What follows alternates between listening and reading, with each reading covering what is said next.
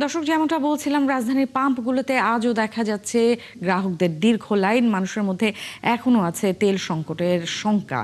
এই বিষয়ে আরো জানাতে আমাদের সাথে এই মুহূর্তে যুক্ত হচ্ছেন সহকর্মী মেজবাহ হাসান।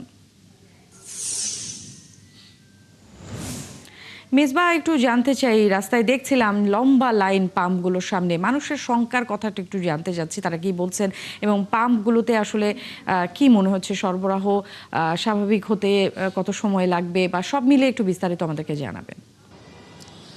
আসলে পাম্পগুলোতে সরবরাহ সংকট রয়েছে, কিন্তু কখন নাগাদ এই সরবরাহ স্বাভাবিক হবে এর কোনো সুনির্দিষ্ট তথ্য পাম্প মালিকদের কাছে নেই, ভোক্তাদের কাছে তো নেই।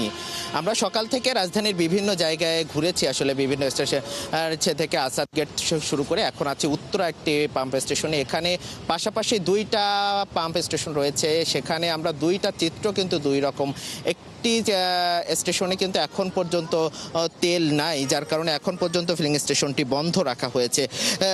অন্য একটি স্টেশনে কিছুক্ষণ আগে একটি গাড়ি এসেছে, তারপরে কিন্তু তেল সরবরাহ করছেন। আমরা পাম্প কর্তৃপক্ষের সাথে কথা বলছিলাম, তারা বলছিলেন যে একটি গাড়ি পেয়েছে তারা এর মাধ্যমে, এবং এই একটি গাড়ি তারা রাত 1টা পর্যন্ত সরবরাহ স্বাভাবিক রাখতে পারবেন। তবে দীর্ঘ যে লাইন সেটি কিন্তু আমরা সেই সকাল থেকে টানা দীর্ঘ লাইন দেখছি। দুই পাম্পেরই আমরা এই দীর্ঘ সারি দেখেছি। এই পাশের আরেকটি পাম্প যেটি সেটি কিন্তু গতকাল রাত 1টা থেকে এখনো পর্যন্ত বন্ধ আছে। তাদেরও কয়েকটি গাড়ি আসার কথা, এখনো পর্যন্ত আসেনি। তাদের সাথে কথা বলছি, তারা বলছে যে সন্ধ্যা নাগাদ তারা তেল সরবরাহ করতে পারবে কিনা তো সেটাও এখনো নিশ্চিত নয়, তবে সন্ধ্যা নাগাদ আসতে পারে বলে তারা জানিয়েছেন।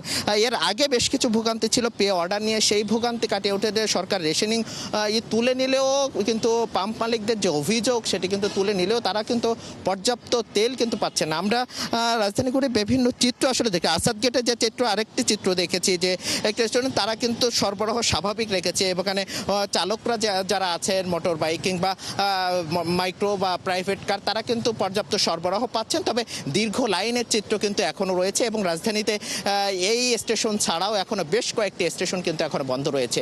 নেন্সি, এই ছিল সব শেষ। মেজবাহ, আপনাকে ধন্যবাদ।